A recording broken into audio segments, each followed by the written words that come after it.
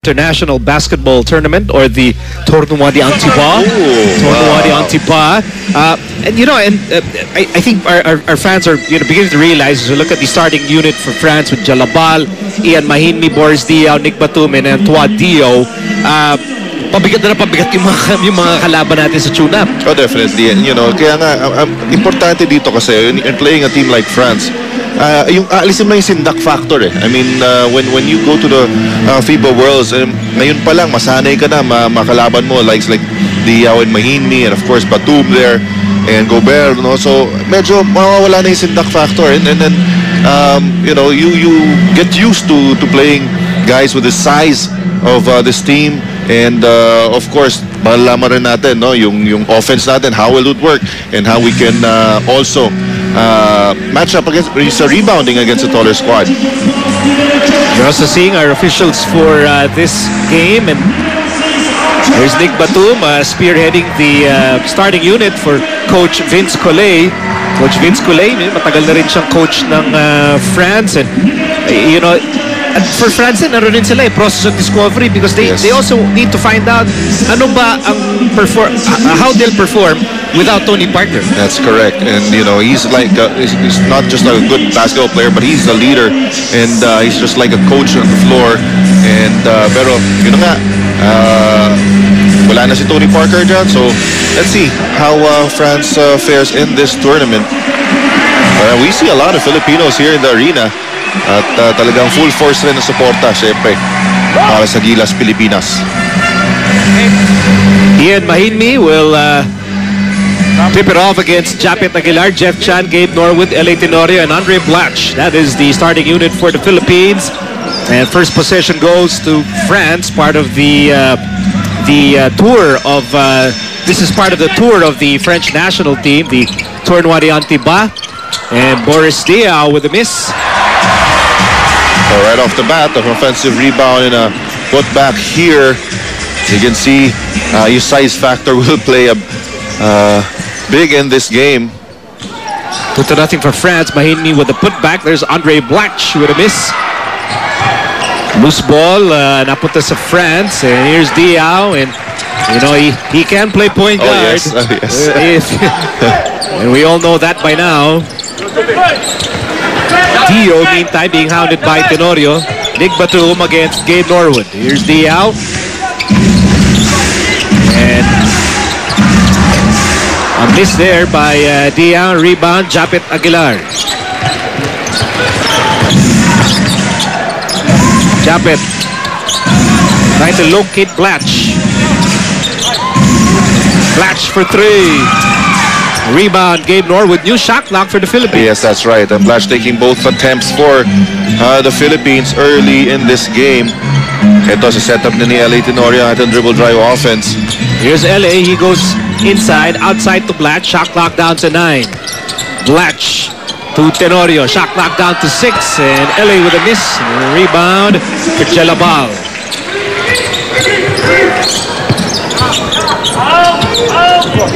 Diaw to Dio, and now Mahinmi back outside to Dio. Bullet pass that was tapped, but it stays with France. Batum, and a very tight bounce pass, and the ball will go back to the Philippines. Yes, as you can see, our defensive game plan here against the post play of France is full rotation tayo on defense. We double in the post and we go full rotation, and that time was a good defensive effort para sa ating Team Pilipinas.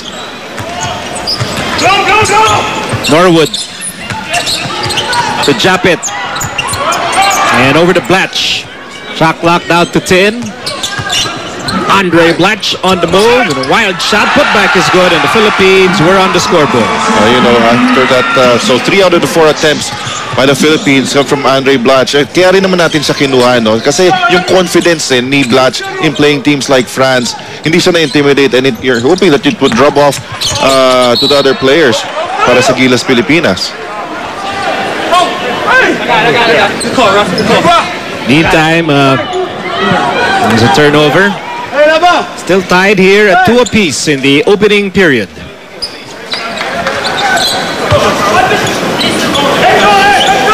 This is a pocket tournament that involves host France with the Philippines, Ukraine, and Australia. And Dia with a miss. Nick Batum with an offensive rebound. Bagong shot clock for France. Yeah, you know, see Japet Aguilar struggling in fighting all over screens. He's guarding Dia, and they're really setting up Dia with multiple screens.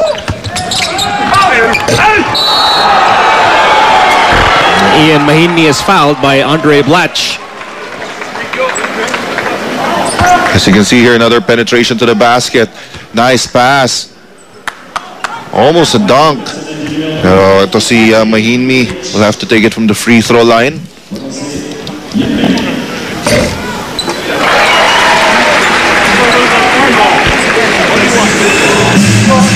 Importante. Crucial din itong mga tunnel games for Blatch.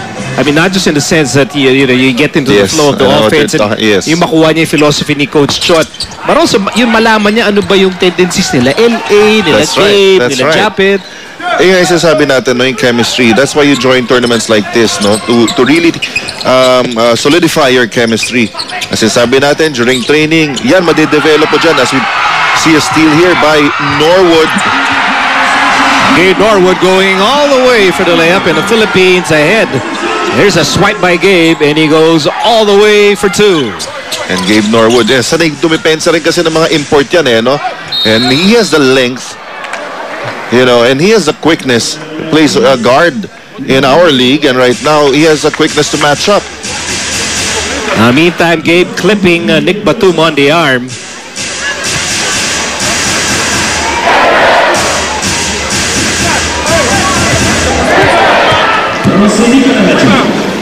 Well, as we were mentioning earlier on, when it comes to chemistry, kasi dito sa mga tournament na to, dyan yan, hindi lang masusubukan pero masosolidify, you know, in playing actual games. And that is very, very important. And also, dito mo ma-develop yung mga sudden adjustments in game situations, because in FIBA tournaments, yung mga ganito, you only play teams once, and wala ka ng second round, kumbaga, to play them again, unless you meet them in the later rounds, no? Pero you really have to make sudden adjustments, game time adjustments, and yan na masusubukan sa Pilipinas. Japet Aguilar with a nice dish. We're getting the nice dish from LA Tenorio. Oh my goodness. Ito si Japet Aguilar, nagpakilala ka agad. Play of the game brought to you by Smart Bro, tomorrow's internet. And a 2-point lead for the Philippines. This time an easy bucket there.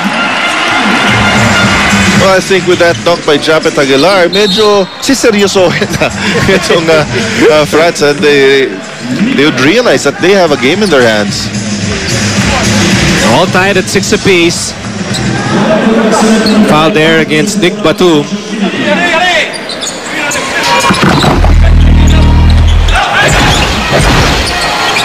Blatch.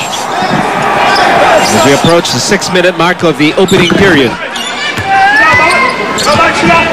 Blatch against Diao. Blatch. Here's LA kick out. Jeff Chan goes to Japet. Japet fires. No go. That ball ends up with Batum. Oh, that was really off time. Oh, and an alley-oop play for France. With Jalabal finishing the alley-oop. Dio to Jalabal, who was all alone. Yes, that's right. The importance of transition defense after a turnover. You have to sprint back. You can't give dunks like that or layups. We're missing badly from the outside. Missed there by Gabe Norwood. 2-point lead for France. As we're near the halfway mark of the opening quarter, Nick Batum outside to Dio. Dio for 3. Rebound, Jeff Chan. Lucky that time on defense. Nobody rotated to the shooter. A strong move by Andre Blatch. Shot won't drop. Batum to Dio. And we're halfway done here in the opening quarter. And you immediately see that Jalabal is trying to post up LA Tenorio. LA doing a good job of fronting.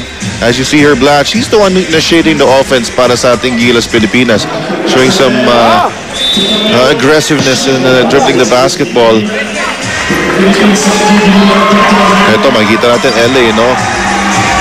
Fronting. And he was called for the foul as we see Mark Pingris for the first time.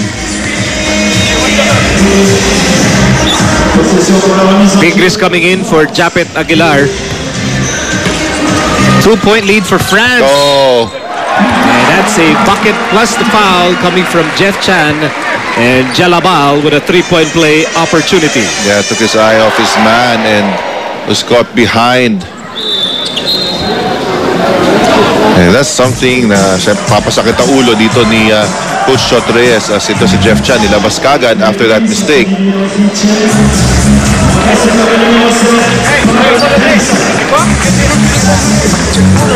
You know, yung level of competition natin bigla, no? You were coming off yung earlier tune-up games natin. Yes. And then you suddenly, you know, face France as Jalabal completes a 3-point play. And parang nag-skyrocket yung quality of the opposition. Because now you're playing against the Eurobasket champions and a lot of NBA players. And that's the only way to improve as an individual, as a team, to play at this level. And I'm sure the players are very excited. You know, you can see tentativeness here, a little bit of tension. Kita mo yung mga miscues natin, turnovers, but that's natural, that's normal. Once they settle down, you know, and make a few baskets and get their confidence going, you know, things will be better here for Gilas PIlipinas. Nice pass by Batum, and a foul there on Mark Pingris. A lot of times they're really being caught on those ball screens, and we have to do a good job of really staying with our man. Kasi lalaki rin naman nagsiscreen eh. Kasi malaki lahat eh. Malaki lahat. Man on the line is Lavornier. Just entered the game actually, coming off the bench.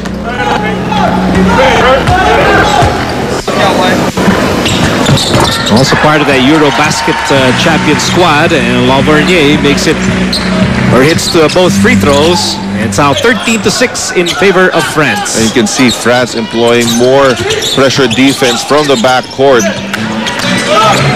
Blanche, shot clock down to 10. Andre Blanche. That's counted. Yep, basket is good. See here the agility here of Andre Blanche. Lavernier was late, trying to go for the shot block.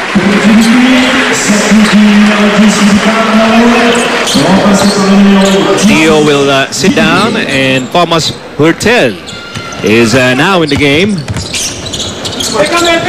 Here's Dillinger also in the game.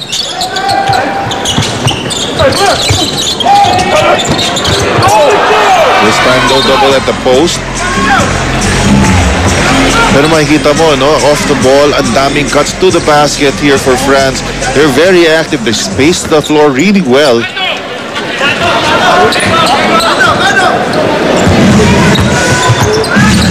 Volley to Jimmy Alapag. Jimmy. We're down by 5 points in the opening quarter. Jimmy to Dillinger. Jared Dillinger against Batum. Jared trying to locate somebody here. Paul Lee, he steps back, he fires a three. Oh, off the gets glass. it off the glass. Yes, sir. Well, that's what you call an emergency shot. France was playing great defense until the shot by Paul Lee. They're not allowing penetration to the basket, covering their man individually. So Paul Lee to the rescue that time. Yan yung makailangan talaga ng Team Pilipinas, no? Yung outside shots. We need our outside shots to fall in. There's a double team once again. That's a foul against Paul Lee. Slightly bumping Nick Batum, who was on his way to the basket. And ito nga, no? Itong France recognizing that double team. So every time they get the ball to the post to initiate their offense, they're not settling for kickouts beyond the three-point line. They utilize their size, no? Yung laki nila. They drive to the basket because you have, you know, a guy like Paul Lee, kanina, L.A. Tenorio or Jimmy Alapag trying to stop them driving to the basket. May hirapan talaga ang ating mga gwardiya dyan. Earlier you saw the entry of Evan Fournier. Any given time, you will have like 2 or 3 NBA guys on the floor for France. Paul Lee, this has been a self-discovery for him.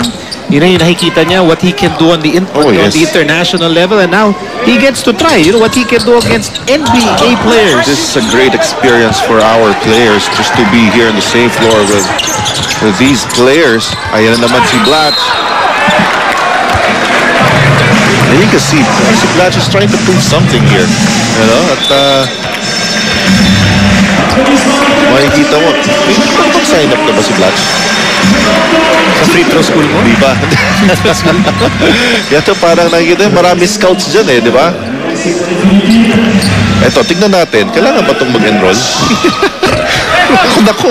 Dapat hindi. Dapat hindi. Yun na nga eh. Although, pwede natin padala ng GC, pero dapat hindi. Ba't GC pa? Di na lang ako ipadala. One-on-one tutoring. But as you mentioned, Andre Blatch, he's trying to prove a lot of things on many levels. Oh, yes. One, as you mentioned, he's also trying to secure an NBA team. Yes. Two, he wants to prove that he's perfect for Gilas. That's correct. He's exactly the guy na yung pwede nating asahan as a nation. And so far, he's performing pretty well in this particular game. You see him change that shot. Pingris sends it to Paulie. We're down by just 2 points. Another 3 minutes remaining in the opening quarter. Paulie. And courageous drive to the basket dito kay Paulie. Oh. That's against Nando De Colo and Lauvergne. Meantime, here's Lauvergne and missed that shot, bothered by Andre Blatch. And 2 free throws here for Paulie. He just went at it against Nando De Colo, played for the Spurs and the Raptors in the NBA. Pinakakita ang fans siya, pero batang tondo to eh. Batang tondo to. Kasi sila kaya magpuntang tondo. Baka maluha sila. Meantime, Fournier and a foul. Bit of a late call there. That was a late Kaya call. lakas ang reaction ng mga kababayan natin in Antigua. Remember, in international competition, you really have to control your emotions in complaining. Dahil yung mga referees dito medyo short on temper nito. Right. You really have to adjust, to adjust to the calls. Florent Pietrus now checking in the ball game. As Boris Dia will take a break. So hindi pa natutupad yung yung pangarap ko. Ano yung pangarap mo? Yung magtatapat si Boris Dia at saka si Bubelga. Mamaya yan. Okay. Ito naman first chapter pa lang doon ng game eh.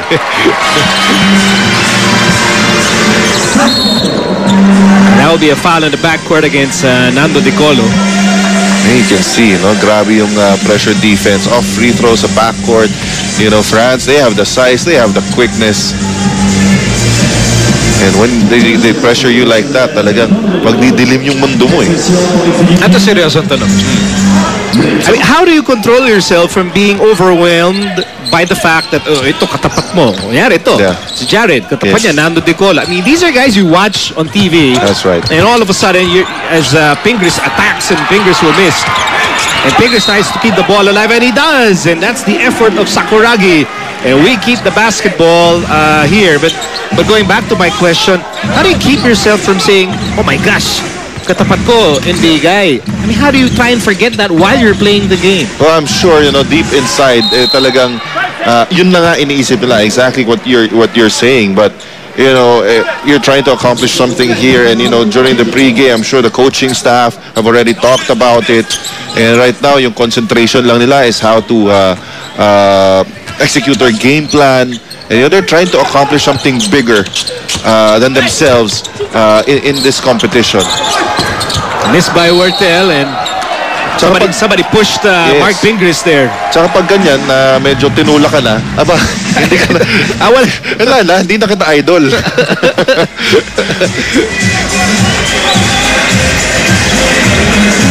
Lauvergne. Lauvergne commits the foul. And there's Nando De Colo trying to locate Wertel. And then he missed the three, and then nagkatula ka na dito. Yes. And that's why Mark Pingris is on the line. I have absolutely no doubt in my mind. Pingris is like the last guy who would be starstruck. Oh, yes. Kasi yung personality ni Ping, walang pakialam kung sino ka. That's right. If we're playing a game, I'm out here to win. Yes.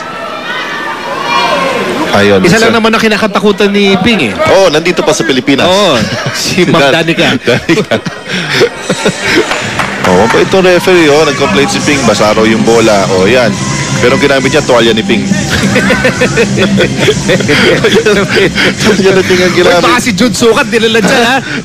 Delikado tayo. Mamaya nasa gilid pa yun. Mamaya magsukat si Jude Sukat dyan. Sabi, pinabantayan muna sa dugout.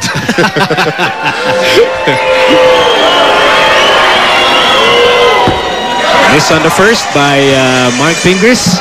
Matagal na kasi kami hindi nagkikita nito si Ping eh.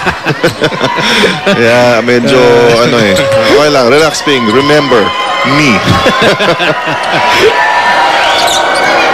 Yun, Remember M, remember E. So we're down by just one as we approach the last 2 minutes of the opening quarter, and Jimmy Alapag trying to hound Tomas Huertel, and that's going to be a nudge coming from Paul Lee. Part of the adjustment. Lalo na kay Paul. What you can do and what you cannot do pagdating sa yung international officiating. Yeah, that's right. Kasi dito hindi foul yun eh. So Gary will make his first appearance in the game, replacing Paul Lee. Kasi really outside shots have not yet fallen in, and because maganda yung pag-contain defensively nitong France eh. There's no breakdown on defense because they contain their man one-on-one. No need to help from the other teammates. Kaya wala rin mga kick out to the open man and to get open looks for an outside shot. Paul Lee hit a three-pointer off the glass earlier. We obviously would be more of those. And right now, it's a three-point game para sa France, 18-15. Now, full court pressure being employed by the French. And Jared Dillinger sends it over to Andre Blatch. Blatch on the move, trying to locate Gary. Someone's hurt. Fournier is hurt. Yeah, I think he hit the railing also, no? Stanchion. Ayun, pagka... hinintay niya, nag-pick up charge siya kay, or at least an attempted charge kay Andre Blatch. I think tinawagan na ata tayo ng offensive foul. Or I think last touch na tinawag kay Gary David. Probably the referee saw him deflect the ball a little bit. Fournier will sit down, and Edwin Jackson, number 9, is now in the game for France. Under 2 minutes remaining in quarter number 1. Jackson against Dillinger. De Colo. Back to Jackson. We'll try to go inside, and the basket is good, and that's a push coming from Dillinger, and basket is good for Pietrus. Well executed play there, and Pietrus had great inside position, had Jared sealed behind him, and all he had to do was turn around and shoot the basketball. Jared was in poor defensive position that time.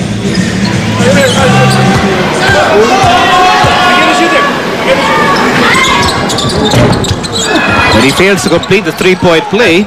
So it's a 5-point game for France with 1.5 minutes remaining in the opening quarter. Pingris joining Jimmy Alapag, Andre Blatch, Gary David, and Jared Dillinger on the floor. Gary, shot clock down to 7. Jimmy Alapag, Jimmy on the move, Jimmy, and it's going to be last touch on Mark Pingris. Pingris felt may humila sa kanya, no? Kaya hindi niya nakuha yung pasa. Hawak-hawak siya ni Huertel. And you can see we're having a very difficult time penetrating inside the paint, and that's a key component also in dribble drive. Kasi ang philosophy dyan is key or three. It's either you shoot inside the key or you shoot a three-point shot, and a lot of it depends on penetration to the basket. As we see, hindi na lang, maganda rin ang dinidepensa rin natin dito. That's why hindi masyado nakakalayo itong France. Nice swipe there by Gary David. Last touch on Nando De Colo, and we have under 1 minute remaining in the first period. Philippines down by 5. Marcus Douthit entering the game, replacing Andre Blatch, and Douthit will miss.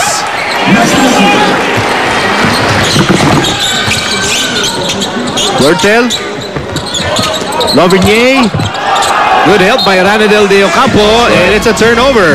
That's right. And you know, if you can hold France with 20 points in the first quarter, I mean, you would have to applaud the defensive effort here para sa ating Gilas PIlipinas. Kasi sa lagay na to, di ba? We're still waiting for the Philippines to get yung rhythm natin with their perimeter shooting. Yes. Yun na nga sinasabi, it all boils down to the initiation of the offense, which is the penetration. Kanina si Blatch ang tagtatry ng mag-initiate. Right now, hindi rin maka-penetrate guys like si Jimmy Alapag. You know, so we end up just dribbling the basketball from beyond the arc, which is really not the offense that we're trying to do. That's a foul against Pietrus. Oo, paano mo naman kasi malalampasan? Ang haba ng mga bumabantay sa'yo. Ang lalaki, ang bibilis din.